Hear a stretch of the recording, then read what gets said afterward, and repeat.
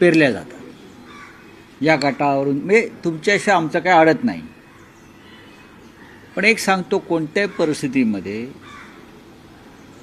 ते काय ते कोणते शिंदे गट, त्या शिंदे गटाचा महापौर वगैरे होत नाही.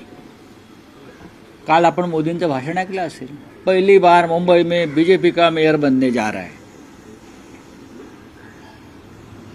म्हणजे दिल्लीत ठरलेलं आहे की मुंबईत कोणाला बसवायचं, आणि त्याच्यामध्ये फक्त बीजेपी नाही, गौतम अडाणी सुद्धा ठरवणार ना कोणाला बसवायचं ते. पण एक सांगतो की कोणालाही सहजतेनं महापौर बसवणं सोपं नाही. ज्या प्रकारचे आकडे मुंबईकरांनी दिलेले आहेत आणि भारतीय जनता पक्ष कितीही मोठा विजय उत्सव करत असला बरं का, तरी त्यांचा विजय झालेला नाही.